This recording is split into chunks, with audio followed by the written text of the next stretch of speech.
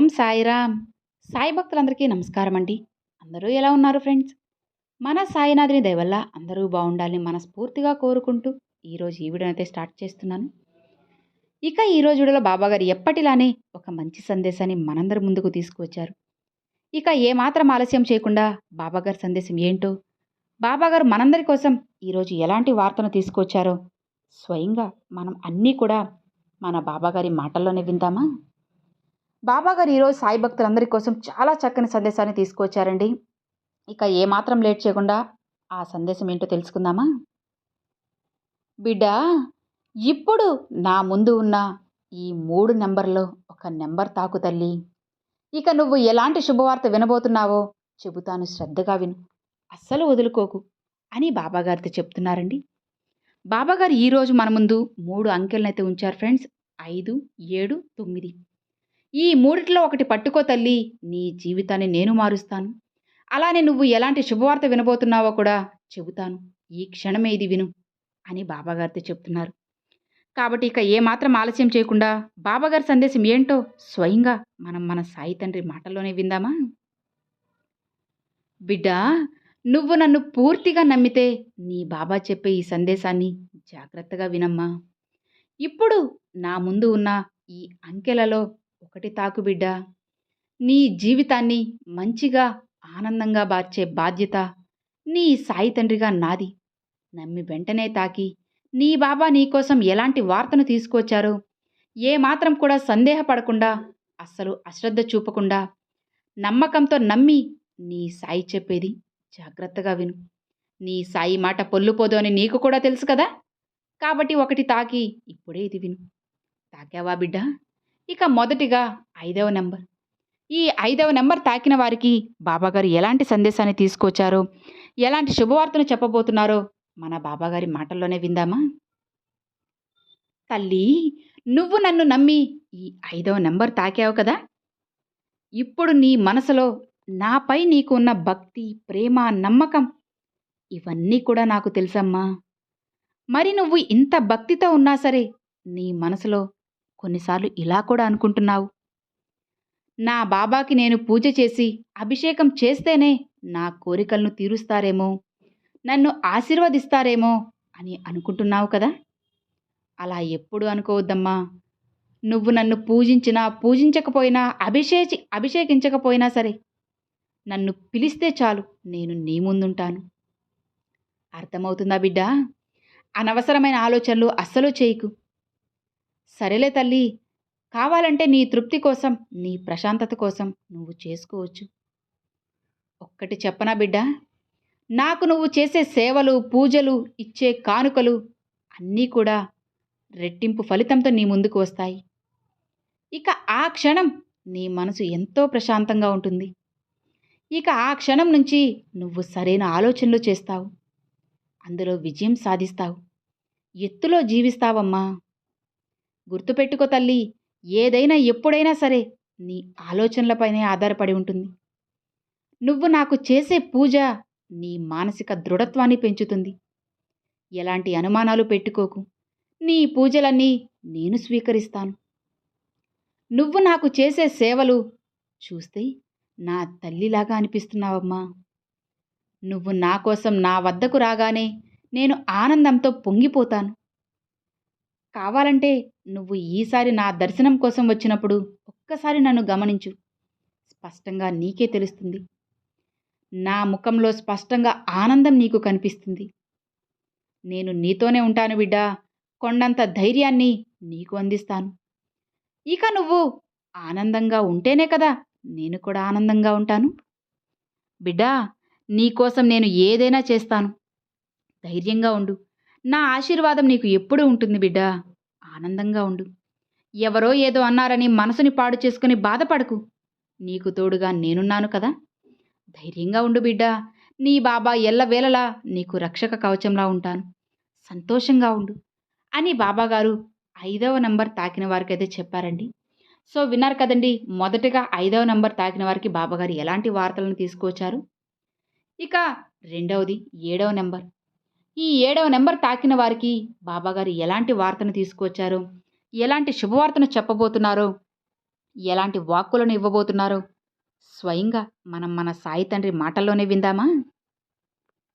బిడ్డా, నువ్వు నన్ను నమ్మి ఈ 7వ నెంబర్ తాకావు కదా, ఇక నీకైన సందేశం ఇది విను.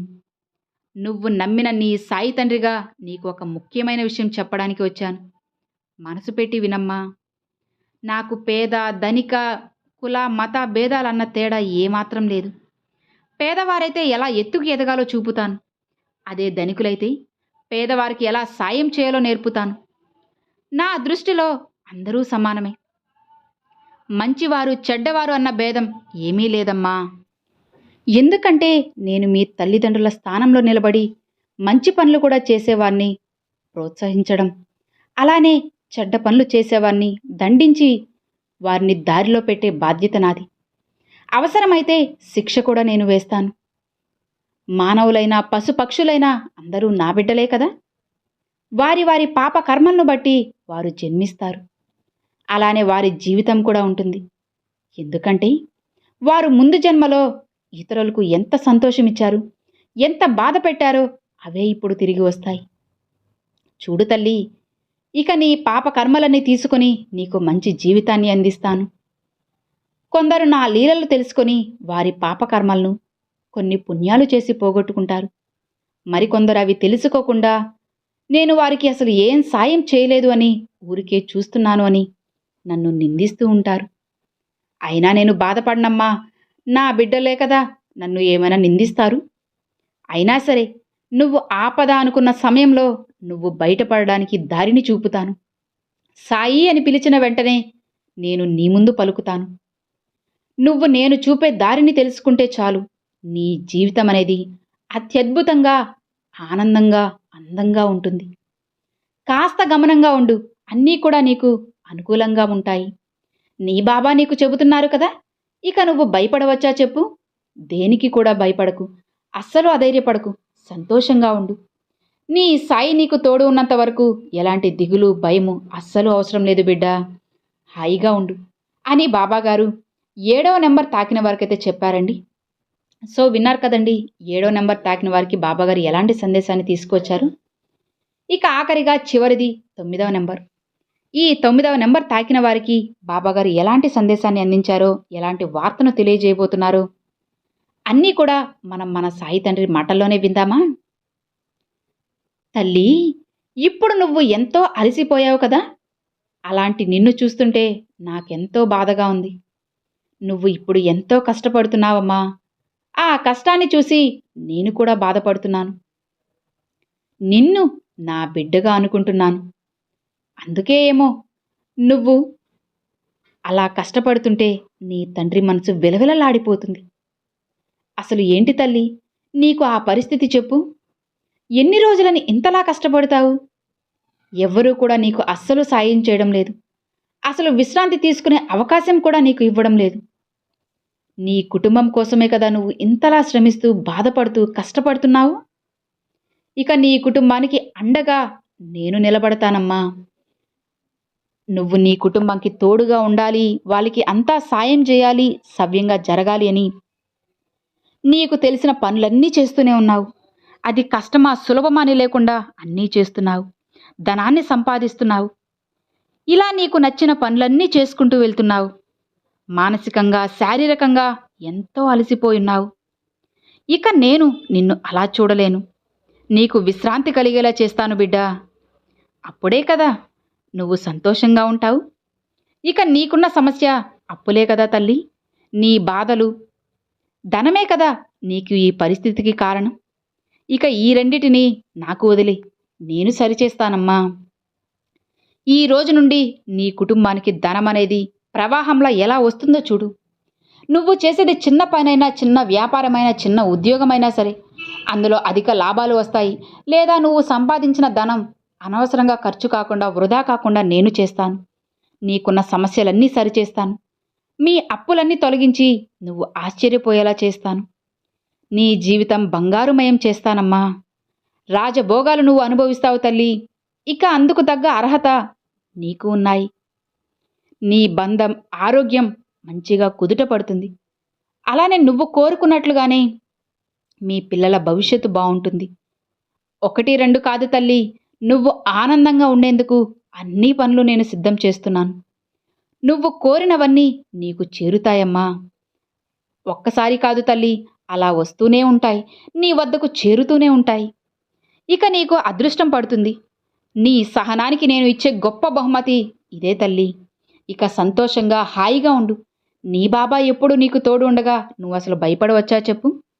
ఈ సందేశం నీ కంట పడింది అంటే ఇక నీకైన మంచి పనులన్నీ నీ వెనుక జరుగుతూనే ఉంటాయి.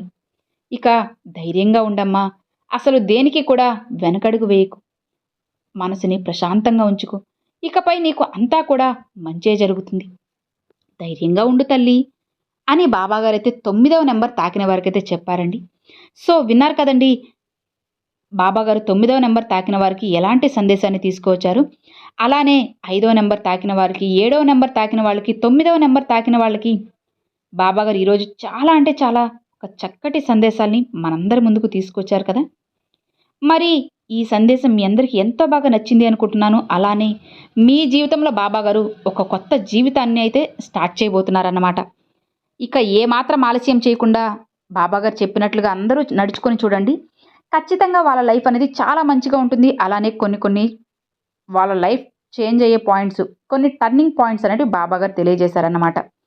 బాబాగారు చెప్పినట్లుగానే మీరు ఈ విధంగా అయితే చేసి చూడండి ఫ్రెండ్స్. డెఫినెట్గా మీకు మంచి రిజల్ట్ అయితే ఉంటుందన్నమాట. సో విన్నారు కదండి, ఈరోజు బాబాగారు పంపించిన ఈ మంచి సందేశం మీ అందరికీ ఎంతో బాగా నచ్చింది అని అనుకుంటున్నాను. నచ్చితే ఒక చిన్న లైక్ చేయండి, మరికొంతమంది సాయి భక్తులకు షేర్ చేయండి. ఫస్ట్గా మన ఛానల్ చూసేవాళ్ళు సబ్స్క్రైబ్ చేసి సపోర్ట్ చేయండి friends. Thanks for watching. Om Sairam.